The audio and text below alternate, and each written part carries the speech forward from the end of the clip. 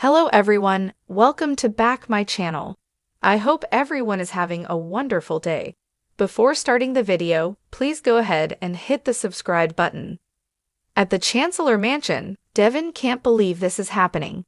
He assures Lily he won't expect to get his way all the time and will be a team player. Lily thanks him. She says she's been thinking a lot about what she really wants.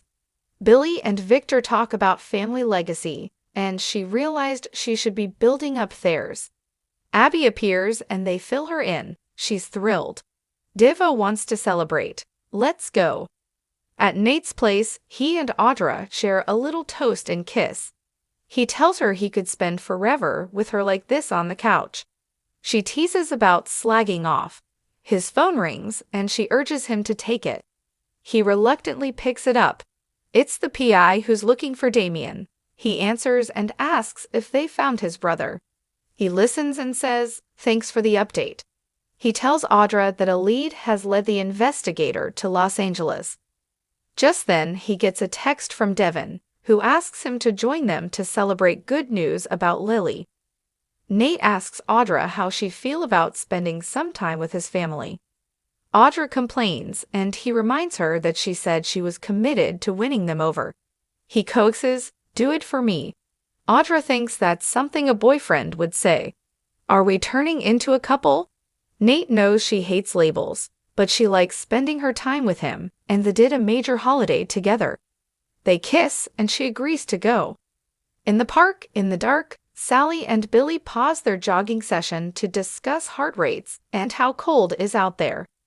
Billy says he needed this after the day he's had. They sit and he warms her up. They kiss and suddenly she doesn't feel as cold. He teases that next time she might have to wear another layer. She jokes about him telling her what to wear. They keep bantering as Billy says they might have to find another way to keep warm. Phyllis enters Crimson Lights and turns around when she sees Lauren and Michael. Lauren calls her name and she says hello to her. Lauren urges her to sit down and talk it out with Michael, who jokes about the chill in the air. Phyllis says there are other homicidal maniacs to defend besides the one who killed her son's love and framed him. Michael says they all want justice to be done. Phyllis says the only way that will happen is if Sharon spends her life in prison. She'll make sure that happens. Michael chases her onto the patio and says he wants whoever ran her off the road to pay. So let's find out who did it. Phyllis learns that Lauren told him the car she saw in her flashback wasn't Sharon's. Phyllis accuses her of betraying her too. Michael tells Phyllis they all just want the truth. Phyllis knows the truth and won't be cross-examined by Sharon's lawyer. Michael's looking out for her as a friend. She could be charged with obstruction of justice. Phyllis argues that he's acting like her enemy. Michael says demonizing him won't help anything. He reminds her she cruelly put them through a memorial service for her. She thought they were past that. Michael says they are because they forgave her. Standing up for her didn't win him any friends, and now he's doing it for Sharon. He urges her not to make things harder than they already are and to tell him the truth. At Society, Abby tells Lily a story from the honeymoon about Devin trying to touch a sea turtle and accidentally petting a tiger shark. Devin gets a text from Nate saying he's coming and bringing Audra. They all groan. Lily says she's abrasive and off-putting. Devin offers to say no. Lily wants Nate to know he has her support. Devin guesses they'll need a bigger table.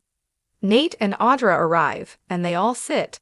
Audra asks about Devin and Abby's honeymoon. Lily jokes that Abby nearly came back a widow and adds that it's an inside joke. Abby asks about Audra's job search. She says she's weighing her options. Nate asks what the good news is about Lily. Devin says she's joining them at Winters. Nate is tickled. Abby asks what made her decide to return. Lily admits it was hard to let go of Chancellor and getting used by the Newmans, but she realized that she could accomplish everything she wanted to do at Winters. She was focused on the wrong legacy. I want my dad's legacy to live on. Devin says Neil would be proud and happy that the three of them are doing it together. Lily knows she can trust them, and that means the world to her. Devin grins, welcome back. Abby thinks Nate is getting emotional, and Audra says he's a big softie. Nate doesn't know what the ladies are talking about, but he appreciates what Lily said about family. He shares the news that he's searching for his half-brother. Lily's excited. Nate admits it's had him thinking about his dad, checking in with his mother, and grateful to be working alongside his cousins again.